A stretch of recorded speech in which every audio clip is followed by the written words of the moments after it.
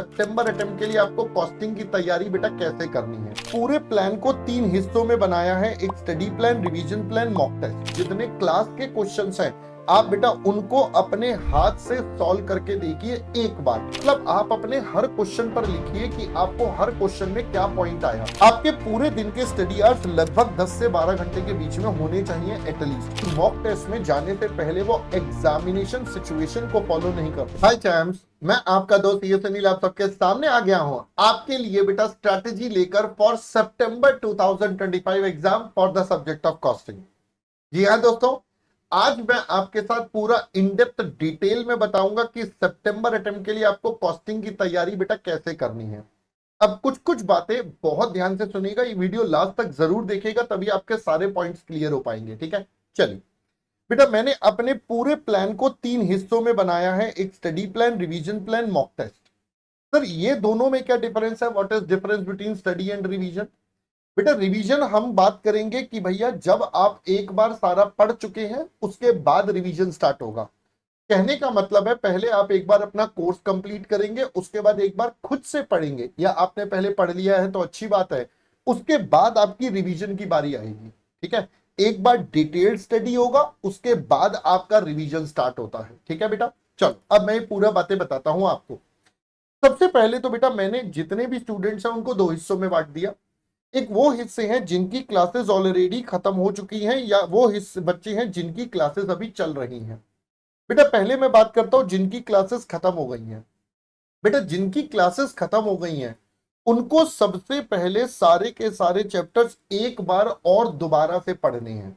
Yes, this is called a study plan, जहां पर आपको डिटेल में एक बार सारे चैप्टर्स को दोबारा से करना है। अब सर इनको करने के लिए हमें क्या क्या करना पड़ेगा?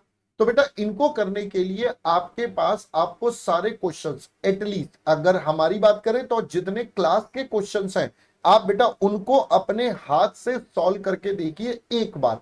Yes it is a time consuming process but yes it is required. उसमें भी अगर आपको लगता है कोई सिमिलर क्वेश्चन है, छोटा मोटा ही चेंज था, तो उसको आप स्किप कर सकते हैं, वरना मेजॉरिटी आप बेटा करके देखिए तभी आपका कॉन्फिडेंस एकदम बढ़ेगा। अब बात करते हैं जिन बच्चों की क्लासेस अभी चल रही हैं। बेटा जिन बच्चों की क्लासेस चल रही हैं मैं उन सब के लिए बोलूंगा भाई जो मेरे से कर रहे हैं उनका कोर्स अभी जून एंड तक अप्रोक्सीमेटली या जुलाई के 2 या 3 तारीख तक कंप्लीट होगा। उस सिचुएशन में बेटा उन बच्चों के लिए मैंने उनको बैच में भी बोला है कि भाई आपको बीच बीच में जब समय मिलेगा अपने पुराने चैप्टर्स को एक बार दोबारा से करना शुरू कर दीजिए। यस, एक बार दोबारा से करना शुरू कर दीजिए। जितने क्लास के क्वेश्चन है वही रूल यहाँ पे भी वही है कि आपको एक बार बेटा क्लास के बाद बैच मेरे क्लास पढ़ाने के बाद होमवर्क के बाद एक बार और स्टडी करना है। तो एक डिटेल स्टडी और मांगनी है, that is the study plan you have. अब सर ये करते हुए हमें क्वेश्चंस कौन कौन से करने हैं? तो बेटा देखिए पहले मैं स्टडी प्लान की बात करता हूं, फिर मैं क्वेश्चंस की बात करूंगा। अगर मैं स्टडी प्लान की बात करूं तो स्टडी प्लान में जो बच्चे ऑलरेडी कोर्स क्लासेस खत्म कर चुके हैं उनके लिए बेटा मैंने पूरे कोर्स को 5 हिस्सों में बांट दिया है, ABCDE। अगर आप देखेंगे यहाँ material, labour, overheads, ABC, cost sheet, cost accounting, job and batch, service process, joint product, marginal budget, standard और थ्योरी। बेटा देखिए जो बच्चे ऑलरेडी कवर कर चुके हैं उनको मैं कुछ कुछ बातें बताना चाहूंगा, प्लीज ध्यान से सुनना। आप पहले तो बेटा इनमें से कोई भी पार्ट सबसे पहले ले सकते हैं, थियरी हमेशा लास्ट में लीजिएगा। मैं इनफैक्ट रिकमेंड ये करता हूं कि आप थियरी सबसे लास्ट ऑप्शन रखें पेपर के अंदर, बट यस हम करेंगे जरूर क्योंकि थ्योरी इंपॉर्टेंट है। ठीक है, हम करेंगे जरूर, कई बार प्रैक्टिकल नहीं हो पाता उसके लिए ऑल्टरनेटिव हमारे पास हो जाता है, बट हम इसको करेंगे जरूर बेटा, छोड़ना नहीं है। अब ये जो थ्योरी है मैं पहले इसकी बात करूं तो बेटा हमने थ्योरी हर चैप्टर के साथ साथ आपके साथ कवर करी थी, फिर कुछ कॉमन थ्योरी होती है करंट बैच में हम उसे सबसे लास्ट में कवर करेंगे।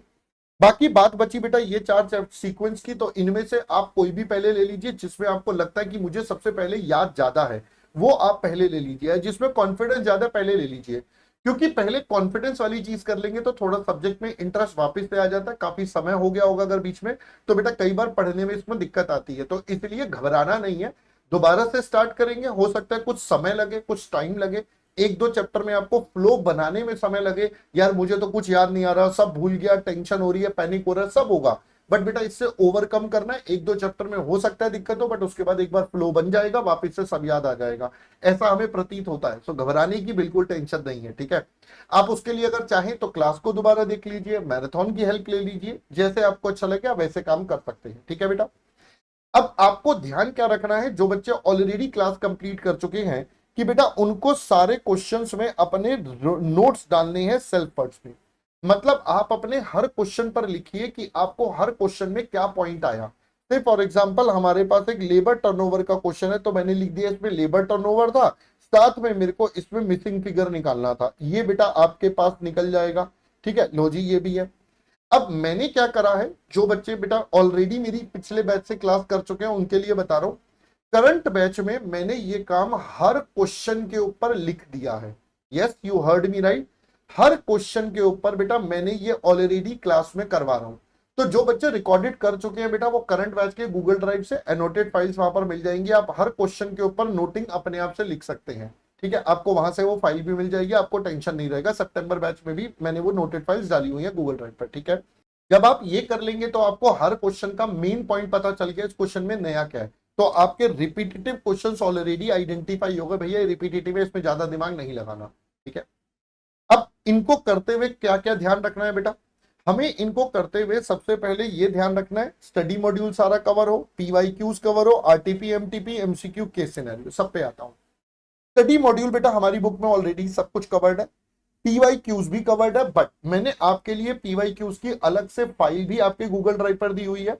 तो बेटा ये पीवाईक्यू आपके मई 2018 से ऑनवर्ड्स आपके चैप्टर वाइज अवेलेबल है।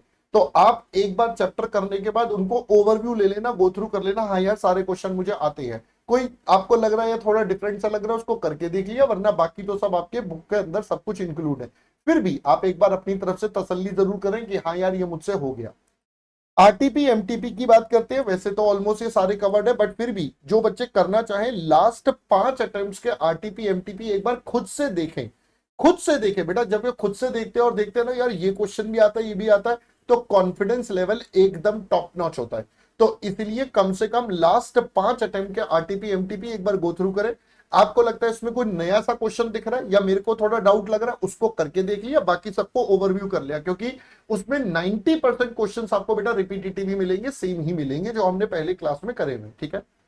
बात आती है एमसीक्यूज की, उसके लिए बेटा आपके पास रामबाण बुक ऑलरेडी हमने दे रखी है, वो आप चैप्टर के साथ साथ करिए।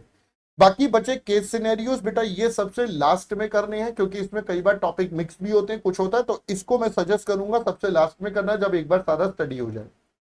अब दोस्तों जब ये आप स्टडी प्लान कंप्लीट करेंगे जैसे कि हमने यहां पर करा, अब स्टडी प्लान करते हुए आपको कुछ चीजें और करनी है। क्या आपको बनाना है बेटा ये सब्जेक्ट का ट्रैकर। जी हाँ आपने सही सुना, जब आप अपना स्टडी प्लान एग्जीक्यूट कर रहे हैं तो आपको ये सब्जेक्ट का ट्रैकर बनाना है। इस सब्जेक्ट के ट्रैकर में बेटा जैसे कि आप देख रहे हैं, पहले आपने लिखा कौन से चैप्टर की बात हो रही है। लेट सपोज हमने कहा मैंने कॉस्टशीट चैप्टर पढ़ा, तो कॉस्टशीट में मुझे कितनी देर लगी मैंने वो लिखा, ठीक है। ये मेरा सबसे पहला टारगेट आ गया, कितनी देर में मैंने पढ़ा। उसके बाद बेटा मैं अभी स्टडी प्लान करते हुए स्टडी में जब पढ़ रहा हूं, तो मैं पहले से आइडेंटिफाई कर लूंगा कि फर्स्ट रिवीजन में मुझे कौन से क्वेश्चन करने हैं, आज ही आइडेंटिफाई कर लीजिए। एंड तक का सारा प्लान आज ही बना लेना है, पहली स्टडी में ही आपको पूरे एग्जीक्यूट करना है। तो जब आप स्टडी प्लान के बाद रिवीजन करेंगे तो आपको पता चलेगा कि फर्स्ट रिवीजन में मुझे सिर्फ ये वाले क्वेश्चन करने हैं, सेकेंड रिवीजन में और फिल्टरेशन हो जाएगा, और ये लास्ट 1.5 डे के क्वेश्चन आ गए। तो आपके पास अपने आप से पूरा क्लैरिटी आ जाएगा कि मुझे बेटा कैसे कैसे कौन कौन से काम करने, फर्स्ट डिवीजन में कौन से क्वेश्चन है, सेकंड में कौन से हैं, 1.5 डे में कौन से हैं, ताकि बेटा एग्जाम के समय पर लास्ट में 1.5 डे में कोई कंफ्यूजन ना बचे, किसी प्रकार का कोई डिपेंडेंसी किसी पर ना बचे। आप खुद से सेल्फ सफिशिएंट बन गए हैं कि हाँ यार मुझे ये करना है। ऐसे बेटा आप सारे चैप्टर्स के लिए अपने आप से बनाएंगे। देखो मैंने अपने आप से इसलिए बोला क्योंकि हर बच्चे का कोई क्वेश्चन हो जाएगा, किसी को किसी में दिक्कत आएगी, तो हर बच्चे का अपना एक स्ट्रेंथ और वीकनेस का जोन रहता है, इसलिए मैं इसको बोलूंगा आप खुद से बनाएं, that would be the best approach, ठीक है। और अगर मान लो किसी को नहीं समझ में आ रहा वर्स्ट केस, तो बेटा आपके पास मैराथन है, मैराथन के जितने क्वेश्चन है वो तो 1.5 डे में आ जाएंगे। उसके अलावा अगर आपने कोई और क्वेश्चन ऐड ऑन करना है वो आप अपनी मर्जी से कर सकते हैं, बट मैराथन के क्वेश्चन एटलीस्ट इसमें सारे के सारे कवर हो जाएंगे। इसके अलावा प्लस और जो क्वेश्चन आपको लगते हैं वो भी आप डाल देना। पहले बेटा ये पूरा का पूरा फंडा समझ में आ गया, ठीक है। अब एक और समस्या बच्चों की आती है कि सर हमें ये नहीं पता दिन में कितनी देर पढ़ना है, कितनी देर पढ़ा, समझ ही नहीं आता। बेटा उसके लिए मैंने आपको हेल्प करी है एक स्टडी ट्रैकर बनाकर। जी हाँ, अगर आप इस स्टडी ट्रैकर को देखेंगे तो आपको अपने आप से नोटिंग करनी पड़ेगी कि भैया आज मैंने इतने से इतने बजे तक लेट सपोज 1.5 घंटा पढ़ाई करी, फिर उसके बाद मैंने आधा घंटा बेटा टाइम पास करा, मतलब मोबाइल पे और ब्रेकफास्ट करा, एंड सो ऑन। पूरे दिन का स्केड्यूल लिखिए। जैसे मैं रात को सो गया, मैंने कितनी देर सोया वो भी लिखिए। आपको कम से कम 6 से 7 घंटे की नींद बेटा जरूर लेनी है। आपके पूरे दिन के स्टडी आवर्स लगभग 10 से 12 घंटे के बीच में होने चाहिए एटलीस्ट।